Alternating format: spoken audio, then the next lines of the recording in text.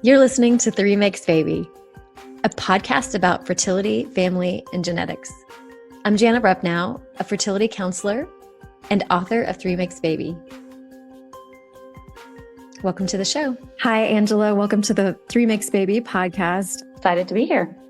So Angela was a former egg donor. And I have to tell you, the first thing I noticed about you was your absolutely brilliant clothes. I'm obsessed with them. And I think I texted you or messaged you and said, I am searching for clothes like yours. And then I tried, and then I realized, and I got a couple things, but I realized you're probably a lot taller than me. So I probably am not going to have as much luck as looking as cute as you do. So I don't know how tall you are. I'm not particularly tall, but you look taller. You look taller than me. But I love the bright colors and here I am wearing black today. But it is gloomy outside, but I should have worn my bright colors. I don't know what I was thinking. I noticed a vest you were wearing the other day with strawberries on it. I love it. Yes. That was really cute. And yes, and that's from Anthropology. This is not an ad for Anthro. But they're not getting paid by Anthro. But yes, I love that. So that was kind of I was inspired by you, I have to say. So yeah. Well, thank you. I do. I love clothes. That's actually, I started my Instagram and my TikTok just to share my outfits because it's something that brings a lot of joy to my life. Mm-hmm. I love to dress colorfully and be creative through the clothes that I wear. Mm-hmm. And I had no record of it for myself. And so that's why I actually started the Instagram page, and the TikTok was just to share my outfits. Oh, well, it's brilliant. I love it. I love them. And so how long ago were you an egg donor? And if you don't mind sharing just how many times and just kind of a little background. Yeah, absolutely. I donated between 2010 and 2018 4 different times. So I donated in 2010. I believe that was in July of 2010, August of 2013.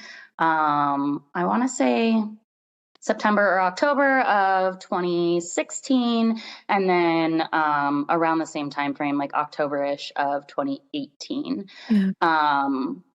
So I donated the 4 different times, and then through the process that we'll talk about, found out that 3 of the 4 donations resulted in children. They did. Okay. While you started out with your clothes, but then your message really evolved to something really crucial and important, and that is a medical condition that you wanted to share with those that were born through your donation. And you really wanted to get that message because let's just give it. Tell us more. Tell us about the medical condition and what you've been through recently. And then we'll circle back if you don't mind, because I'd like to know kind of what motivated you to donate and how that first came to your attention that you could donate your eggs. I have been on a little bit of a medical journey the last few months. I, in December, went to see an ENT because I had a twitch above my left eye that was bothering me, and thought, okay, I'll go see them. My eyelid was just a little bit drooping and affecting my vision. And I was like, I'm going to go get that checked out. Mm-hmm. Maybe there's some way to lift that up, or like Botox, or I don't know. So I went to see this ENT, and he said the same thing. He was like, yeah, we could do surgery on your eyelid and, treat that muscle with Botox. But I want to make sure that it's not neurological before we do anything, because using Botox would be unnecessary if it's neurological, and you're not going to have brain surgery to fix an eyelid twitch. And I was like, yeah, totally. So I went and I had an MRI for that. But in doing the MRI, they found what's called an arteriovenous malformation, which is in a healthy vascular structure, you have veins that attach to, or arteries that attach to veins via capillary beds. And those capillary beds remove the oxygen from the blood and slow the blood flow down so that it can go back to your veins and return to your lungs and your heart. In a arteriovenous malformation, there's no capillary beds. So it's just arteries straight to veins. So it's not removing that oxygen and using that oxygen. And it's also just very quickly shunting blood away from the rest of your body. And it's at a super high risk of a bleed. So they found that in my brain, and mine was being fed by 3 different arteries. and into Mm. one vein, which is just really high risk for a brain bleed. So I found out about that. And then, in talking with my neurosurgeon and doing some of my own research, I came across a condition that causes AVMs called HHT, or hereditary hemorrhagic telangiectasia. And Wow. so I That's a was, mouthful. yeah, yeah, took me a while to be I able don't to think I say can it remember that. correctly.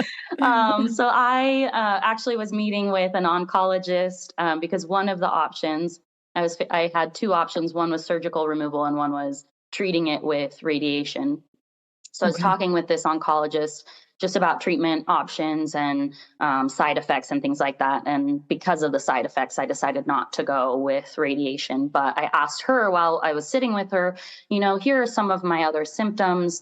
Is HHT something that you think I could have? And she said, it sounds like you have some of the other side effects, symptoms. I would think it's worth getting checked out.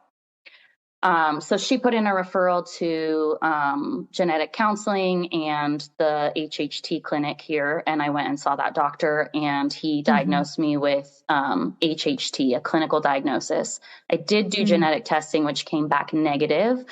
So now we're doing full genome sequencing to try and Okay. identify where the mutation or SNPs lie in my genome. Got it. Got it. Okay. And so you had to go in and have surgery done on this area in your brain that needed repair or needed intervention. What did they do to, did they, how did they create an area for the exchange of blood flow in Yeah, so that they you basically described? just went in and cut it out. So they used clips Oh, to did. clip it. Okay. There's Okay. like surgical clips that stay in your brain. So they went in Hmm. and clipped each of the arteries.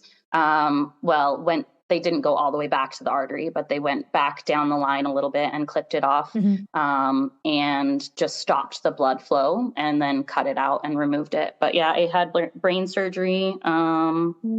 about a month ago now. So. And they had to go all the way across Yeah, so the the intention crown actually of the head. initially was to go ear to ear. My doctor decided once he was in there that he was only going to do a 3/4 incision. So my scar goes to like right here. And the reason he needed to do that was because both of my ophthalmic arteries were involved. And so Oh, he was wow. concerned if he went in through just the right side, he might not be able to get the left artery. But he cut a larger portion, a bigger bone flap on the right, and was able to access everything from the right. He cut off the blood flow, but that didn't impact the area of your brain. It didn't like cut off blood supply to a specific area of your brain. This was just a kind of a little anomaly that was almost a bypassing. Yeah. From my understanding, I'm not a doctor, but from my understanding, Mhm. typically when you have an AVM, it's additional veins. So the arteries kind of go out and make their own little thing where it's not supposed to be. And so they clip it off and remove it, and it doesn't actually affect anything. It could just when clipping it off, but having it there could affect because it could cause a bleed, which then could cause stroke Yep. and severe issues. Yeah, yeah, that was the other reason I started to share about it on TikTok before I Mhm. even knew about HHT or that I needed to pass the information on.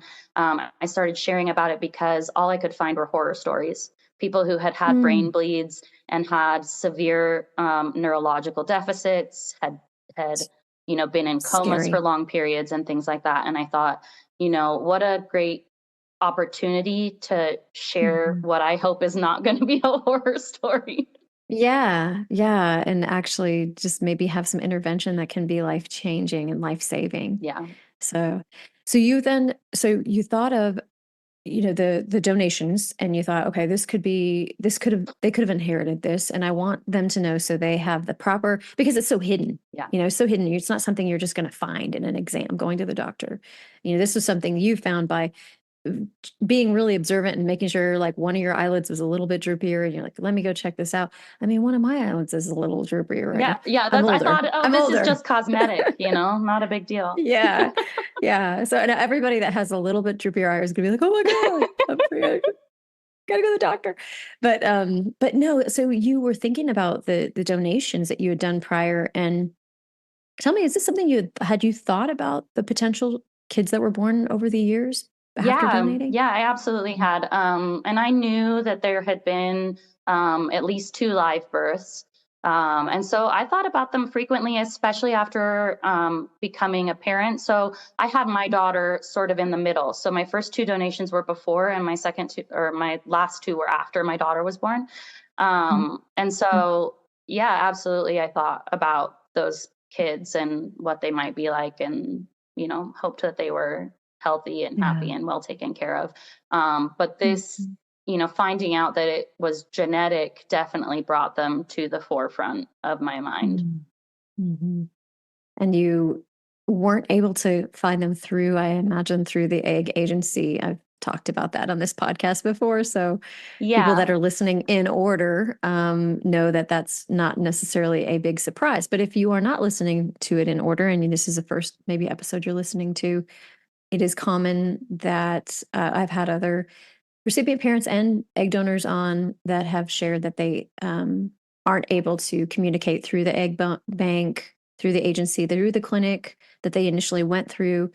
It's just very difficult to get any kind of information flow happening. So, and it sounds like you experienced that as well. Yeah, so I had a conversation with my husband once I found out about HHT, and I actually was waiting initially. I was like, maybe I'll wait until I get the genetic testing back and then I have all the information and I can pass that on.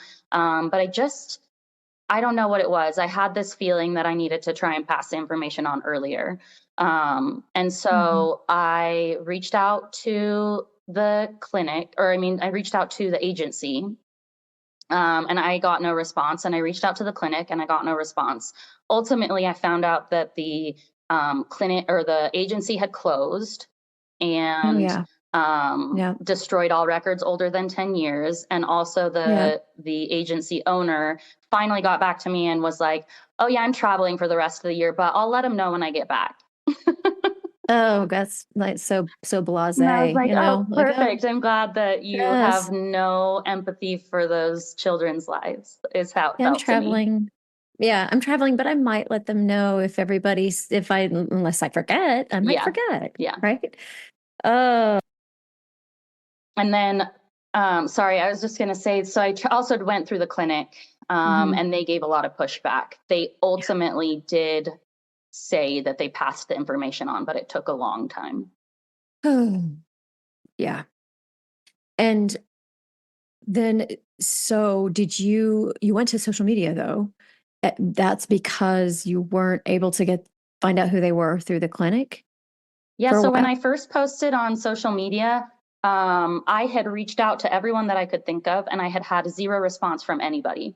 Okay. And I had surgery coming up, and Mm. um, death was a low risk, Okay. but there was a pretty significant risk of some sort of morbidity. So whether that Wow. was memory or physical, or who knows, Um, and I was really scared that if I didn't get the information to them, that I couldn't, and not that I don't trust the people in my life, but that I couldn't rely on anyone else to follow that through.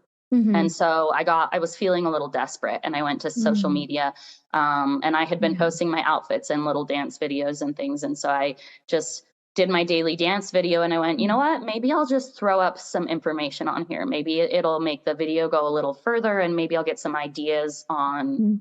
what to do, like what options I have. And it blew up. It did. And did anyone respond that maybe was born from your donation or No, so I parents? still haven't, Mm. through the videos, haven't reached those families, Okay. which I'm not like really trying anymore. Okay. As far as I'm aware, they know about the conditions and they know that I am open to waiving my anonymity, and that's what I can do for Got now. it. Got it. Um, but I did get a lot of good ideas. Mm. I was connected with Laura High, and Mhm. connected with you and a lot of other advocates and people Mhm. who are really working to change things, Mhm. and sort of Mhm. ignited a new passion, I guess. Yeah, absolutely. And what would you change?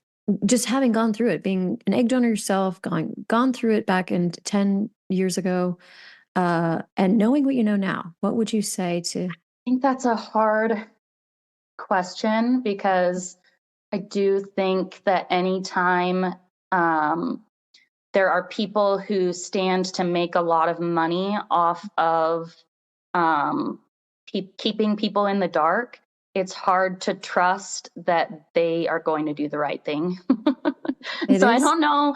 Uh, I think there's much bigger things that can't really be changed without a complete overhaul. Mm, But that being said, I think there are a few things that could be changed. So I would, my biggest regret is my anonymity.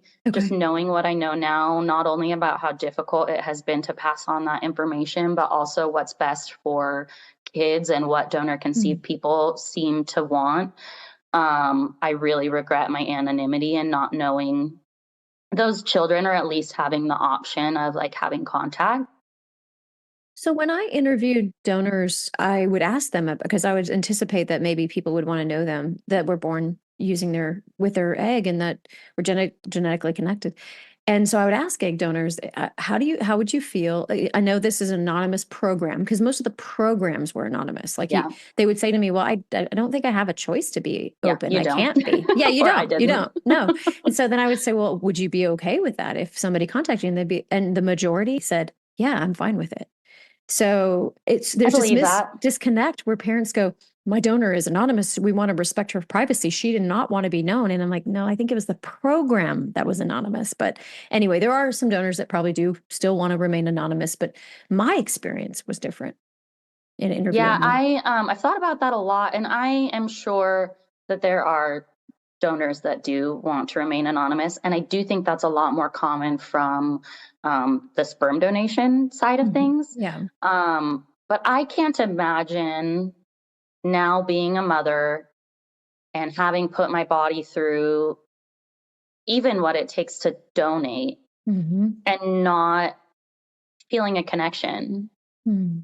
Yeah. And it's like I can certainly accept and appreciate and even love the fact that those families get to raise those kids and I don't want to parent them, Hmm. but I still feel a connection. I would love to see what they look like. I'd love to know who they are, Hmm. what they're like, what we Hmm. share. I think that genetic mirroring can be really important and validating on the child and parent side. Hmm. And so Yeah. I just can't, it's hard for me to understand going through what I've been through Yeah. and not wanting that.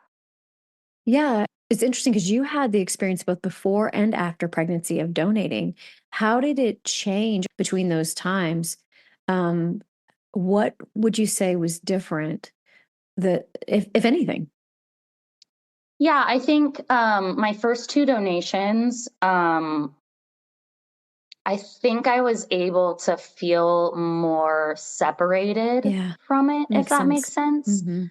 Um, the last two, I think they were a harder decision, Okay. and I thought more about them. And the second to last donation was actually initially because the parents wanted it, Mhm. intended to be open on some level, and Oh, then they changed their minds, uh, yeah. which gutted me. But we were already in the process, and so Yeah. you know That's hard. looking back, I wish I had listened to my intuition because I never Mhm. felt good about the anonymity, but I was told that I didn't have an option. It was like, Yeah. it's whatever the parents want, was essentially what I was told. Exactly. Yep, that is what they told people. And the donors, I was a bit advocate for donors too because I was like, donors have rights as well in this process. They're not just a egg factory, so they're people, and this is going to impact their life too. So it's all about really clear, informed consent. And I don't think that was happening. There was this idea, and then, again, when I interviewed hundreds, it was like they were told by the clinics and agencies,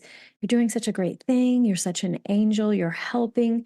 So I thought there were a lot of them that had this idea that they were just doing this really pure, good, amazing, like nothing but good was going to come from it. Yeah. And so I was concerned about the donors because I thought, what if in the future they're contacted by a person who isn't really happy that they were conceived that way, or, has some concerns or some issues.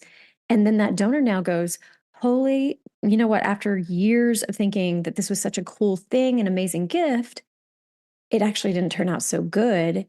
Ouch. Like that is Yeah. so hard. That like disillusionment. Yeah. It isn't fair to donors either.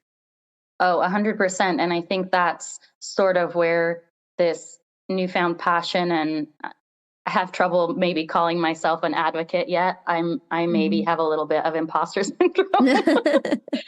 But You shouldn't. You shouldn't. this advocacy and wanting to, sorry, I'm tearing up. Wanting to do right Yeah. because I do feel guilty You feel about the guilty? choice that I made. Yeah. Oh. Because I don't, Mm. now knowing a lot of donor conceived people and understanding that perspective, Yeah. I realize that it's not what is best. And I, yeah, I feel culpable. And that makes me angry at the industry. For sure. Like they want to paint a very clean, pretty story and give you this, you know, picture or story wrapped up with a bow, and that's not reality. Reality is It's so not. much more complex. Emotions are so complex, and I can now um sort of understand, I mean, obviously not from a personal perspective, but understand what that would be like growing up and not knowing Yeah. and wanting that and being told you're not allowed to have it. Yeah. Yeah. And I've had so many donors and I'm tearing up too because it touches me too because I understand that the pain that this can cause on all sides. And I think that's why I do the work I do because I was like, there can be like a ripple effect in a negative way. So we have to Yeah. try to reverse that and have a positive impact on the future lives by sharing our experiences. Um, so many of the egg donors that I talked to that were young thought would compare it to donating blood or donating an organ. So they really thought, I've had recipient parents tell me that my donation was nothing more than donating blood, and no, it is. I can't even explain the fire that put in my chest. Oh, I have had several posts on this topic about this is not donating blood. And this is very different. And so anyone who is marketing it that way is being unethical. It is so much more Yeah. than donating blood.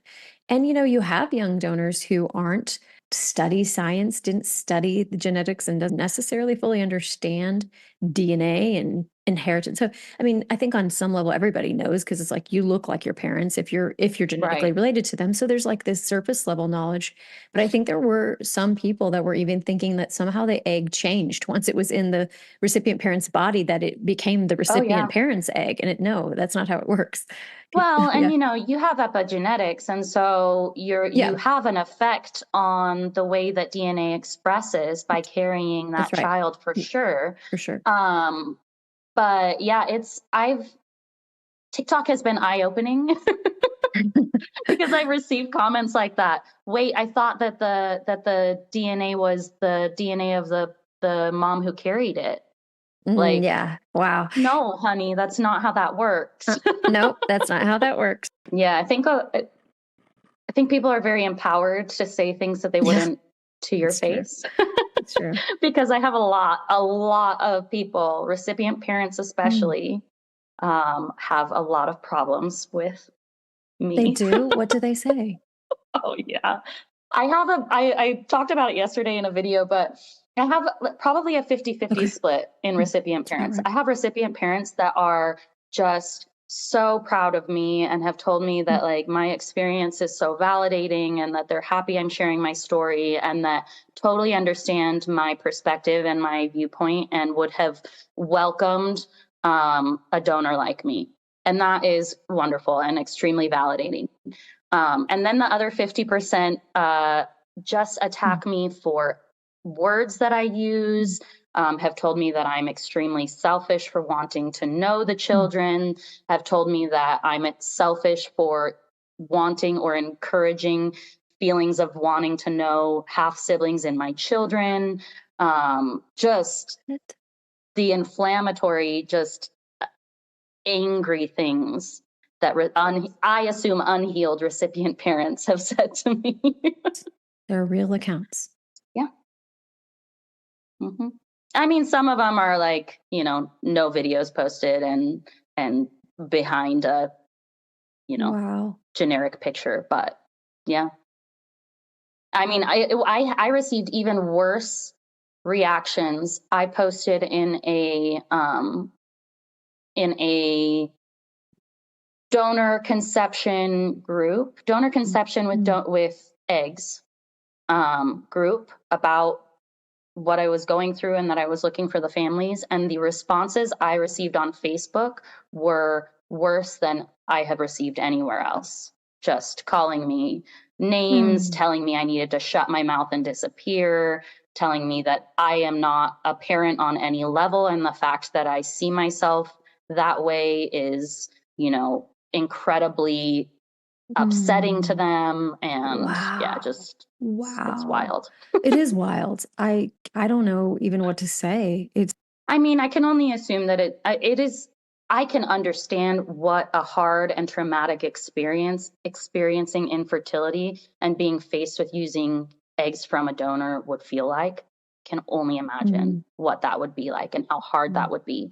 I just think not enough people do the education, get the education on raising donor conceived children, or go through enough uh, trauma informed grief counseling to deal with the yeah. baggage that they're carrying from the experience they went through. Feel It's what bad for, I mean, I'm not saying like, oh, I feel so terrible for your children. You're probably a bad parent, but I do feel bad for those children because if they don't heal, I know. those kids are going to have to deal with their parents' emotions.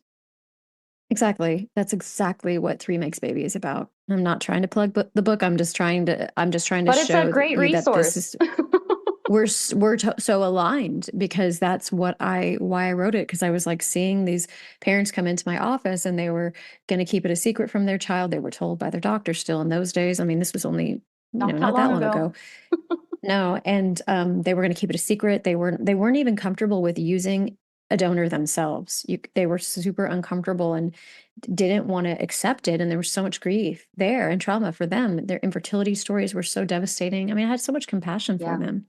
But I knew that trauma and grief and sadness was going to be passed on to their child if they didn't address it. And so lots of people came in to do the work and to do the therapy and work through those emotions. Part of the problem is that when you're healed and you're comfortable with all of the information, you ask more questions. And I don't think they want them to ask more questions. They don't even know some of the answers. Sure. Honestly, they don't even understand.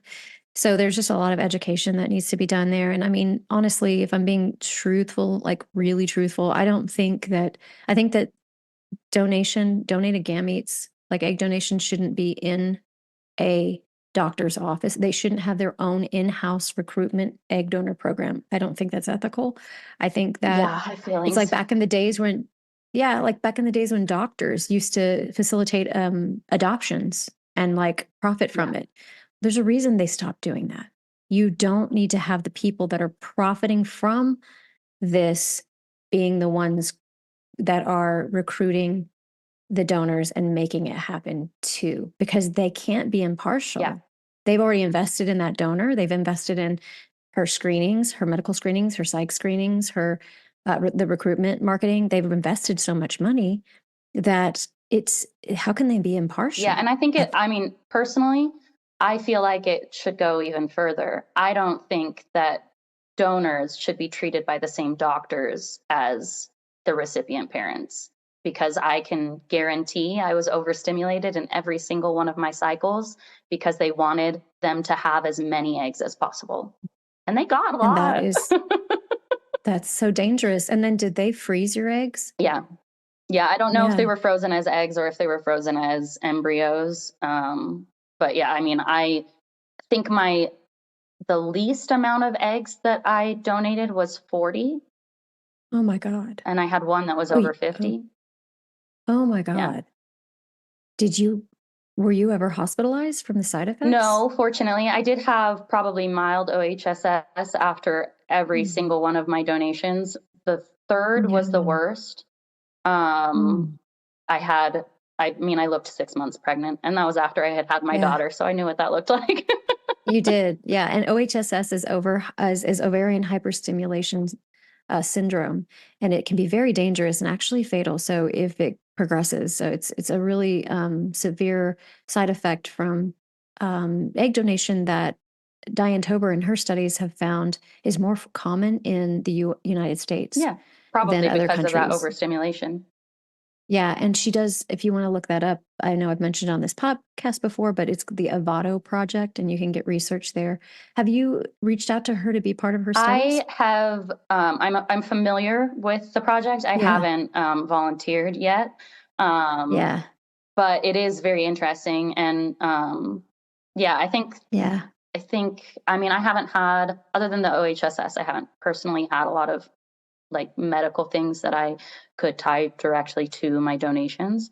That's good. And That's good. even with the, retention of fluid and how uncomfortable and painful it was. Mhm. Fortunately, I didn't have any really dangerous side effects from that. Um, but it's Mm. certainly understudied.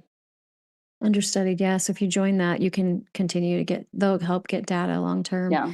help her. And did you always go through a clinic then, or did you go through like an So agency, like an I egg went through an bank? agency every time, and Oh, then I was treated by the doctors who every time that were treating the recipient parents in the clinic. So I had a clinic and an agency.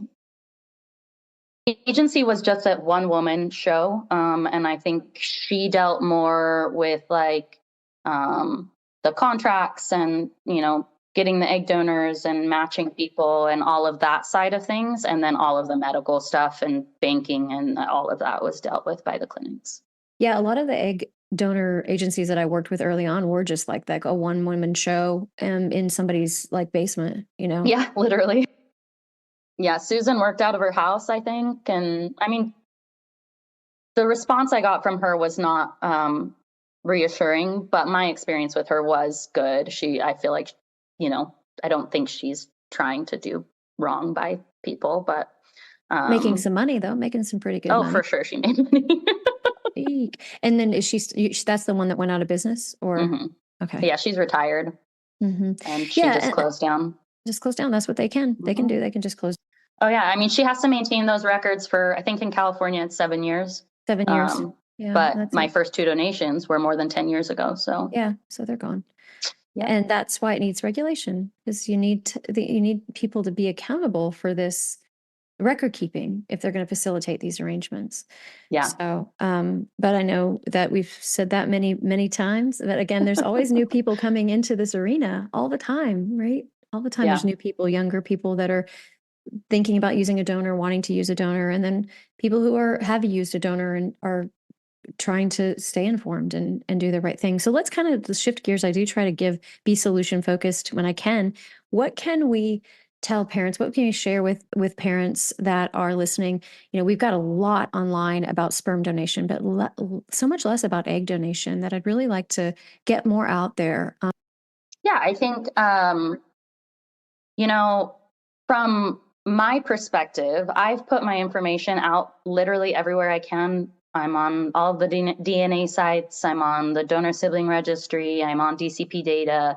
I now have a very easy to search TikTok and Instagram history. Um, I think if you are the parent of a donor conceived person and you regret the anonymity or want to be in contact with your donor, I would go through all the same steps, to put their DNA on a site, look on the donor sibling registry, search the information that you have. Like, I know I have now Googled myself since I've gone through this whole process. It's so easy to find me now.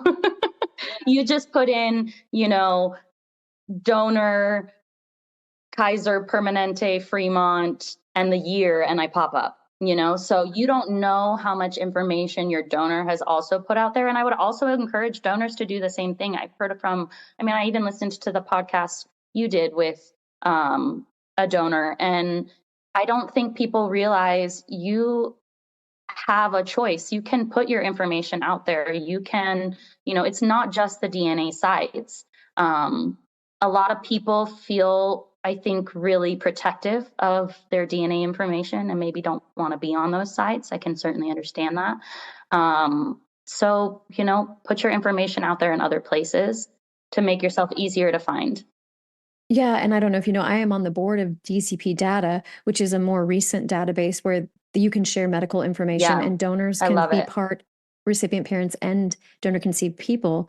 And you can go and sign up and then just, be in, you get put into a group that is, after it's verified that it is the correct group, you get put into a group with other uh, people that were born through the same donor. Yeah, but that is such a great opportunity for you as a parent to go. You can put just your first name and last initial. You don't have to give your full information out. If you don't want to use the DNA, like go to Ancestry and you don't want to put the DNA out there, understandable. This is a different route you can take. So I think that's a good. I think that's good advice. I think it's good action steps that people can at least start getting information about hopefully about their donor. Yeah. And yeah, and then and yeah, I like how you had a message to donors too. Is there any other message that you would give to young people that are considering egg donation? Yeah, I think from both sides. So if you are considering being a recipient parent or a donor, I think the only way that the industry is going to change is with pushback from people outside. Exactly. So demand open donation. That can look like a lot of different things. You don't have to be best Mhm. friends. Yeah, You can that's right. agree to That's share right. information on a yearly basis or something. There's a lot of Right. ways that can be done. Um, Yeah. you all have options, but Mhm. demanding open donation from both sides, advocating for the donors on both the donor side and the recipient parent side. I see a lot of recipient parents in some groups excited and bragging about how many eggs their donors are producing. And I don't think that's the flex they want it to be. So Mhm. watch out for your donor and make sure that they're not being overstimulated. And Right. I've said that in Right. videos that I've posted, but if you're a donor and your antral follicle count is getting up towards 30, say something, ask why, ask what can be Yeah. done. There's no reason any recipient needs more than 30 eggs. Absolutely no reason. So just Mm. advocating for the medical side of things. Well, Um, their reason they're getting those a lot of times they're getting the eggs and they're freezing them and they're not just going to one family, they're going to multiple oh, the families. banks for sure. Yeah. Yeah. And Even clinics. yeah, Even I would clinics. also say like um knowing what you're agreeing to. I know that's hard. Get your own lawyer, ask for your own lawyer. Make sure Yeah. you know what you're agreeing to. Um Yeah. Make sure you know where those eggs are going. Like I know that my eggs were donated to one couple each time and that they That's were good. not given permission to do anything but donate my eggs and or embryos to science. So, knowing that, because that has been a Yeah. question, and I know some people don't know, They is don't. do you know if Yeah. those eggs were given to anyone else? And I That's don't right. know That's right. with a certainty because people are obviously allowed to do whatever they want, whether they agree to it or not. Mhm. But Yeah. I hope that they Yeah. followed those agreements and that, my eggs are only Yeah. with 4 families. Yeah. And that's another thing donors don't know when they're going into it. So I would when I would do the screening, I would do some counseling too. And I'd say, are you okay? Sometimes they'll create embryos with your donated egg and then are allowed to donate it again. Some clinics don't allow that, some do. Do you know kind of what is going to be done with all of your eggs? And they don't most of the time. And so it's sort of there's unexpected things that happen that the donor was never told might happen. And again, that impacts them in the future. So these people reach out and say, well, you donated your egg to that family, but did you know that family donated this to this family, and this family, I ended up in this family, and it's not that good. Yeah. And then you're like, well, I didn't have any control over that. I didn't even know that was a possibility. Yeah, the embryo donation with someone else's DNA really bothers me, honestly. But I like Happens all the time. donating your own is a different decision than donating somebody else's. Mm-hmm. Yeah. So it's tough. It's tricky stuff. Do you want to share your information in case Yeah. recipient parents are listening that Yep. maybe So could connect? my donor name was Angela, or Angela T at the time, I believe. My donor number was 207. I have made contact via a lawyer with that couple from 2016. So the only two that I have any uncertainty about are the 2010 and 2013 donations. Okay. I know that the couple in 2010 had twins, and the couple from 2013 had a live birth. I don't know if it was one or multiples. But yeah, I would just. What area of the country do you have any idea? I believe they're near Fremont, California. Okay. So in and around the Bay Area. So about 14-year-old twins out there. So they would be almost 13. Okay. If my math is right. Okay, I think that donation was Makes in sense. July or August. Okay. And so they'd be almost 13, I think. Almost 13-year-old. Yeah. It's amazing. If they're on social media, they might like see you and go, yeah, I look like her. I think my biggest hope is that they know that they were donor conceived. And then if you had a message to them, what would it be to the kids? Oh gosh, you're going to make me cry. I would want them to know that I cared about them from the very beginning, that I want them to be healthy and happy and safe, and that they have half siblings that would love to know them. Nice. So important to know that you care, I do. I've always cared. And I think that's the last thing I want, is for them to feel like they were part of a transaction. Yeah.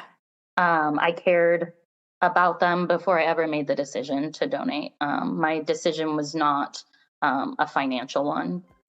There was money exchanged, and it helped me pay for a couple semesters of school and a few different things, and certainly that was a factor. But I really did it because I wanted to help a family have kids, because I think that's a wonderful experience. I wasn't sure that it was one that I wanted for myself at that point. But yeah, I cared about them as people before they existed. Yeah. So that's beautiful. That's important to know. Beautiful. Thank you so much for sharing that. Thank you for having me. I'm glad we connected. Yes, me too. Thanks for listening. If you would like to follow me for more content, you can find me on Instagram at Jana Ruppnow, LPC, and Facebook.